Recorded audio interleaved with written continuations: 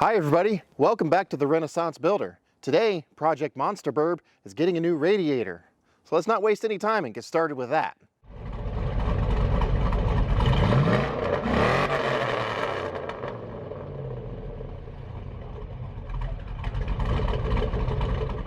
Hi everybody, welcome back to the channel. So I realize I've never formally introduced you to the Suburban. So this is Project Monsterburb. And what is it? Well, it is a 2005 Chevy 2500 Suburban. It's an LT trim package. It has the 6-liter V8, the 4L80E transmission, and it's only 2-wheel drive. It's nothing really fancy, but then again, projects never really start fancy, do they? So, what is the idea of this project? Well, the idea is I've had a dream for a long time that I wanted to build out of a Suburban something kind of related to a limo, something kind of related to a camper, and something that'll definitely go anywhere. So with that in mind, some of the generic upgrades I want to do. I want to put the Duramax diesel engine in there with the Allison transmission. I want to put an Atlas Copco transfer case in it. I want to put the SLA conversion with the, the Ford front end, so a Dana 60 front end on it. It's going to get a little bit lifted. It's going to get a lot of body work. At least that's the dream. One step at a time, right? So I already have had some cam work done on the engine. We had a bad lifter, so it needed new lifters, and normally you're supposed to do lifters and cam matched. You can get away with just replacing lifters in today's engines, but I figured whilst we're that deep, might as well do a cam swap. And well, one step led to another, and it kind of got out of hand, but in the process, it turns out something happened to the radiator and now it's cracked. So, in this video, we're replacing the radiator. Now, I don't really think I need to explain a whole lot of how to replace a radiator. You got to make sure you drain the fluids and save them. You do not want coolant running out on the ground. You have to basically slowly and thoroughly take the pieces apart that are in your way, and then remove the radiator and install in reverse order. It's really not that complicated, but we'll make a video out of it anyhow. So without further ado, I've already went ahead and started draining the fluids. Let's just go ahead and dive into taking this thing apart.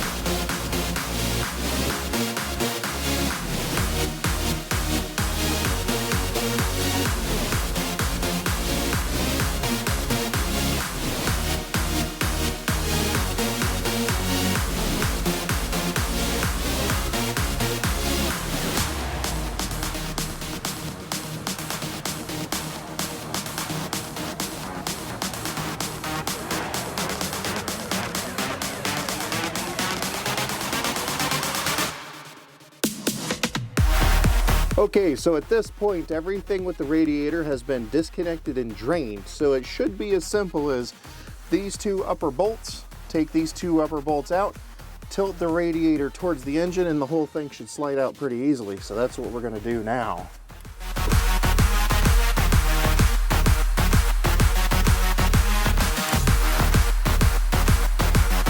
Ta-da!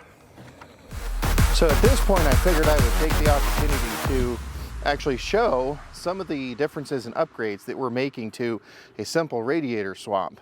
This is the old factory radiator. This is the new fancy radiator. The pretty obvious difference that you can see right away is this thing is shinier. Don't really care that it's that much shinier.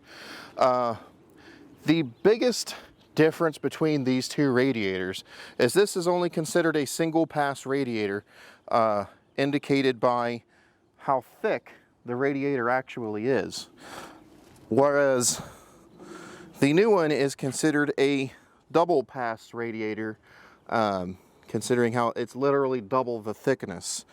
Now, as to how much of a performance increase this provides isn't really a measurable stat that I'm interested in at this point. The factory radiator is fine.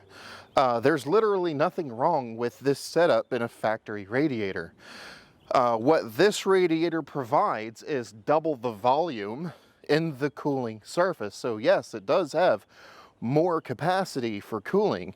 If I were to be driving through Death Valley, then this radiator would perform significantly better than this radiator. As to how much, I really can't say. I don't know the math to that, but it is better. The second feature that I'm actually very interested in is the drain. So this aftermarket radiator comes with an actual drain for the system, whereas the factory radiator, whilst they had an idea to have a drain there, they never actually equipped the drain. So if I want to flush my system, I can just open the drain, which is actually really important considering I don't know what actual fluid is in this engine.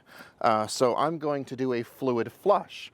So this drain will come in very handy to do that. So other than that, it's obviously a 100% aluminum radiator. Believe it or not, that actually makes it more susceptible to freezing. Plastic has a certain amount of squish or give under conditions such as freezing. Aluminum does not. If this radiator were to freeze in any way, shape, or form, then the end caps start to bulge out and you can start to get cracks and deformations, and it really messes it up pretty quick. Whereas the plastic end caps on the factory radiators, they have enough give in the plastic that a little bit of freezing and heating won't really destroy it. A lot of freezing will, and that's exactly what happened. I might zoom in here and give an image, but you can see right here that there's a stress crack from a freezing event that happened right there, which this is the top of the radiator. So if the coolant level was about there, and what I'm figuring probably happened is there was some, I guess, unmixing or settling of whatever fluid was in the coolant, and there was less freeze protection in this particular spot than in the other spots. I'll look the rest of it over for any bulges, but there's definitely a bulge here and there's definitely a crack around that bulge. So that is the telltale signs of a freeze crack. So there's that. All right, I guess now we're gonna start putting her back together.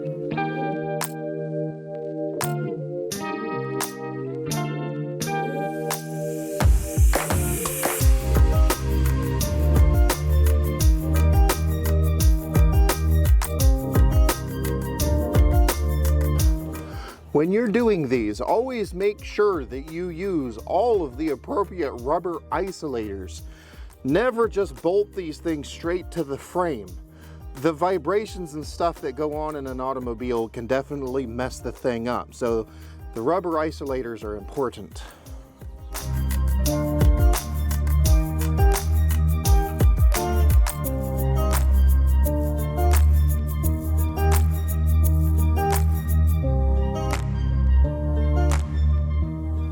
at this point, it is important to note that now that the radiator is literally installed and bolted in, the installation was not that difficult. I didn't have to force anything, and everything fit nicely, especially when all the rubbers lined up into their appropriate holes. When doing things like this, you should never have to apply a lot of force to anything. If you find yourself needing to force something, you really need to take a step back and find out why. Because the last thing you want to do is poke a hole in your new radiator. So at this point, literally everything just goes back together in reverse order. All right, so I'm going to wrap this video up here. The radiator physical installation is complete. Now, like I said, I'm going to do a coolant flush on this to get out all the old coolant in here because, as I said before, there was a freeze event happen and took out the old radiator, so I don't want that to happen again. So I'm going to do a coolant flush. But at this point in the game, a normal radiator change, you would fill up the fluids, fill up the coolant with the recommended coolant, fill it up, and then the important part is you want to do a heat cycle. So you want to let the car warm up just in the driveway and idle. Let it get up to running temperature for, say, 10 minutes, and then let it cool all the way back down again. Then top off the fluid again. So fill up the coolant and trans and oil if you lost any of that. Warm the car up, let it cool back down, then fill it up again. The reason being is air pockets can tend to develop in cooling systems, and if you just wing it and go on a long trip or something, then there's a possibility you can have a hot spot in your engine and cause overheating. You definitely don't want that to happen. If by any chance you happen to have one of those rare vehicles that, I guess it's not so rare anymore these days, but is difficult to purge or get that air out, then you can perform what's called a vacuum fill, which is that's when you put the system under a vacuum first and then fill under a vacuum. That almost guarantees that you won't have any air pockets, and then you can just fill it up and send it. But unless you have the actual machinery to do that, I've done it quite a few times, but I don't own the machine, so I'm not going to do that here. So anyhow, that's where I'm leaving this video. The radiator fit very well. I'm very happy with it. I highly recommend, if you guys are looking for a brand to do radiators in your vehicles, look up Cold Case. It fit very well. Everything went nicely, and again, it worked out well. So take that as it may. Thank you very much for watching up until now. I really appreciate it. Make sure you hit that subscribe and bell icon for future videos, for future Monsterburb videos. Again, thank you very much for watching, and until next time, guys, have a good day. Bye-bye. What'd you doing? What'd you do at school? I learned about love. You learned about love? Are you saying that Mommy and Daddy didn't teach you enough about love? No. No? I love you.